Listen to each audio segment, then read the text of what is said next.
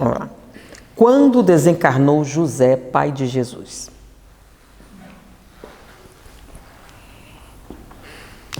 Nós sabemos muito pouco a respeito de Jesus.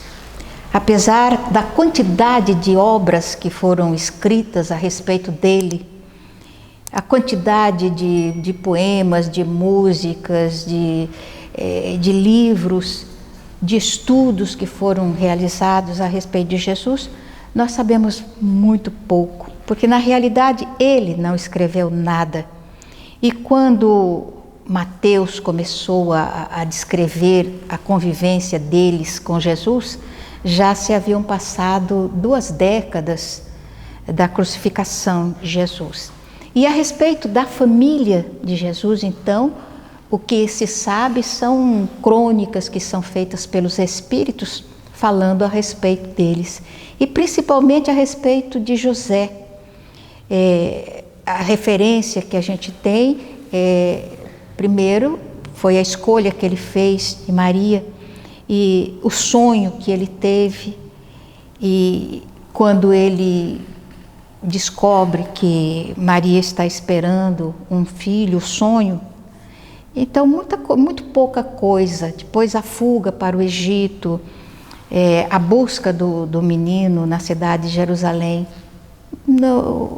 O resto da vida dele não se fala muito, não se conhece.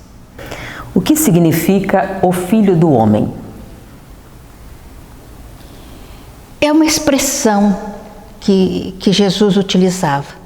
Às vezes eu fico pensando, exatamente o que é, só ele pode explicar.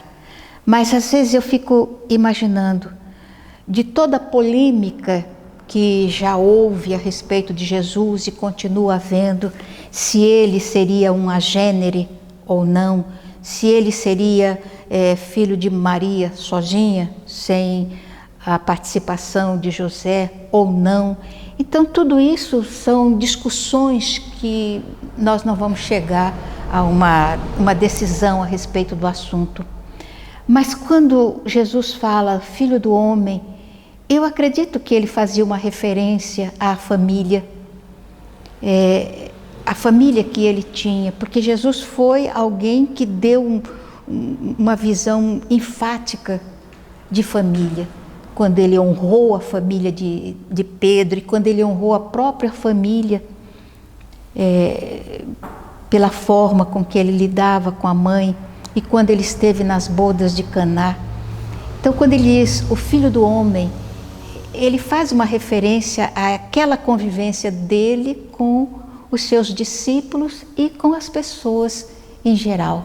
Aqui nós somos os filhos do homem e no mundo espiritual somos os filhos de Deus. Tem um livro, O Filho do Homem, Khalil Gibran.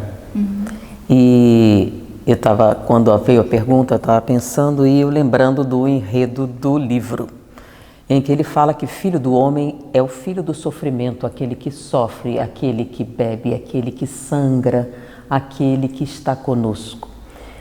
E ele faz o comentário que a divindade sempre foi algo distante, o divino, o sobrenatural, aquilo que não tem nenhuma relação com o homem. E que a partir de Jesus houve uma ruptura com esse pensamento. Que a divindade passou a ser alguém que nos entende, que é próximo, que está conosco. Por isso, Deus conosco. É uma visão mais ou menos parecida, mas o dele é poético. Também Khalil Gibran. O que é doutrina espírita para você?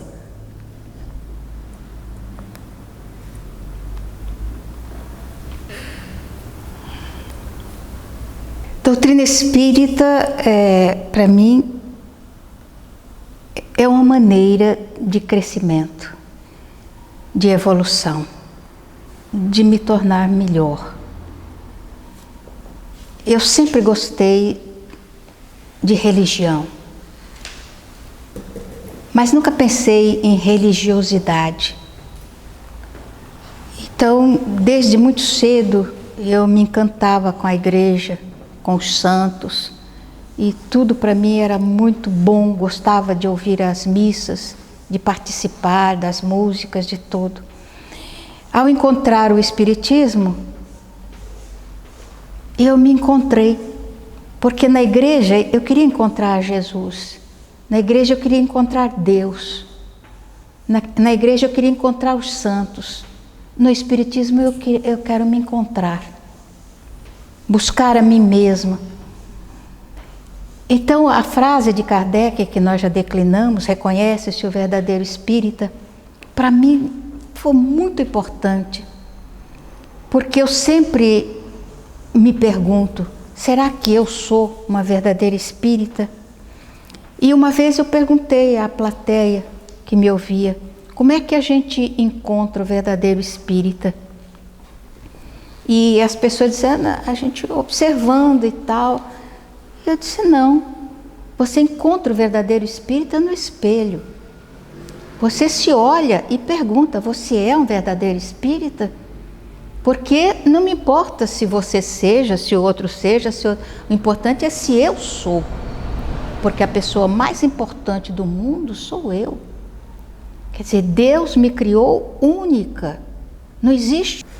Qual a influência do Evangelho em nossa vida?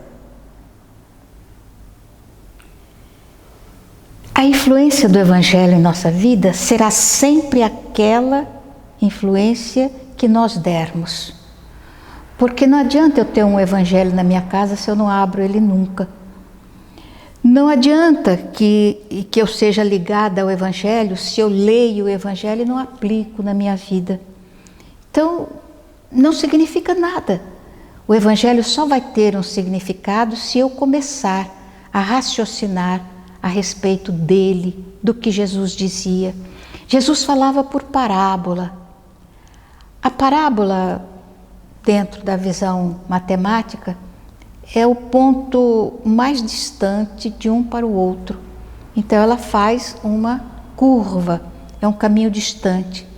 Eu entendo a parábola como sendo esse caminho distante de um ponto a outro, a partir do momento em que Jesus conta a parábola e à medida que eu vou reencarnando e aprendendo, eu vou visualizando a parábola de forma diferente. Então, o que eu entendia de uma parábola de Jesus quando eu me tornei espírita já é bem diferente do que eu entendo hoje, já no declínio da minha existência. A visão é diferenciada. Então, o importante do Evangelho em nossa vida é o aplicativo que nós fazemos desse Evangelho na nossa existência. Existe conflito entre ciência e religião e abordagens? E eu vou aproveitar essa fala para falar uma coisa. Essa colocação sobre o amor como construir, e normalmente as pessoas fazem o desenvolvimento pelo aspecto espiritual, religioso.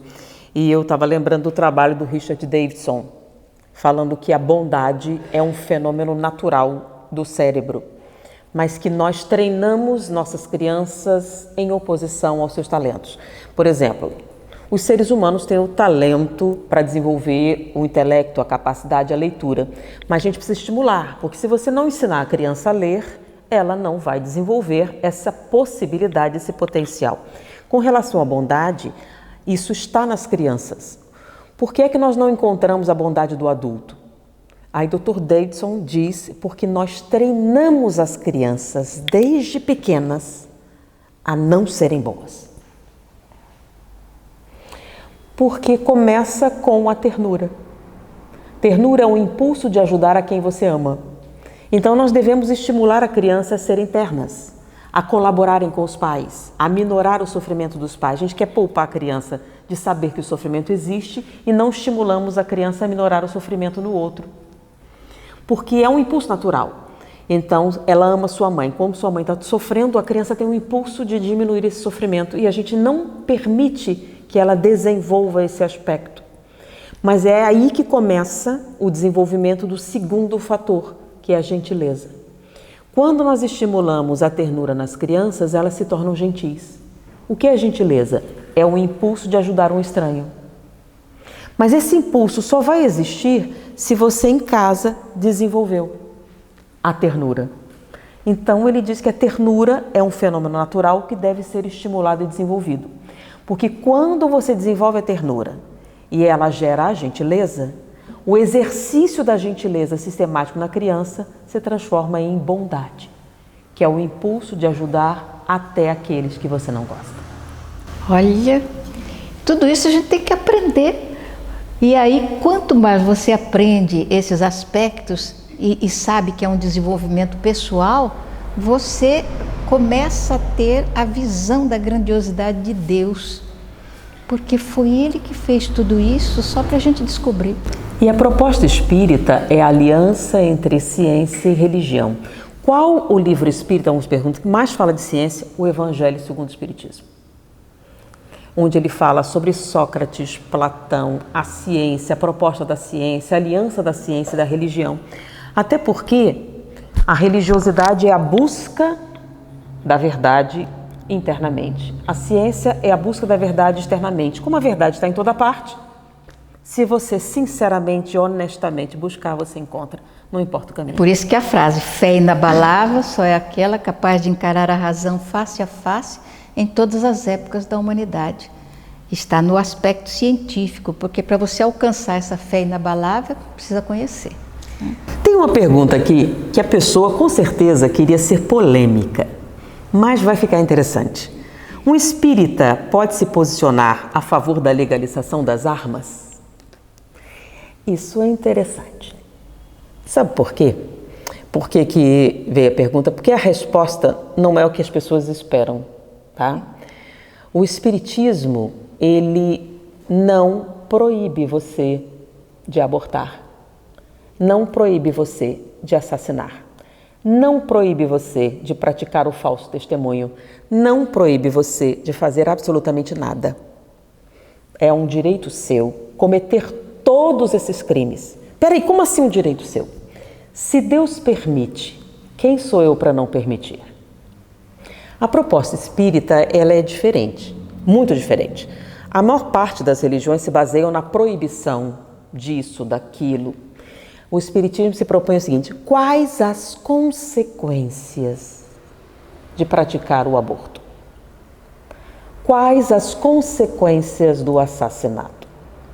Quais as consequências de todas as suas escolhas? E o mais importante, você terá inevitavelmente que conviver com elas.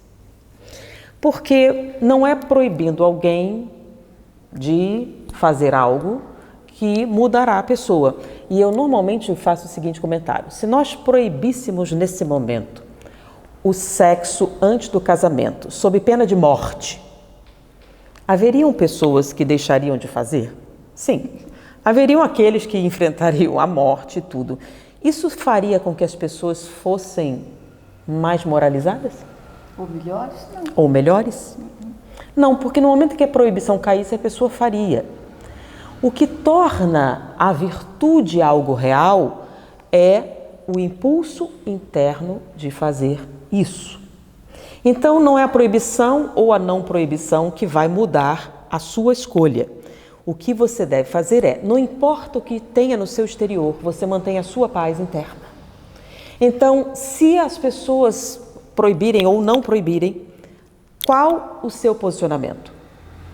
Então, nada impede que, mesmo que elas sejam legalizadas, que nós façamos uma campanha desarmamentista. Ou você só pode fazer uma campanha de desarmamento se ela for ilegal.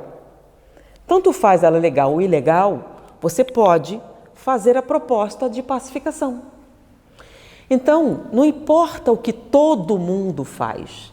Tem uma máxima de Sai Baba que eu gosto muito. O mal é o mal mesmo que todo mundo faça. Assim como o bem é o bem mesmo que ninguém faça. Então, aquela prova, todo mundo faz, não é desculpa nem sanção para o que você vai fazer. Então, a moralidade é uma escolha.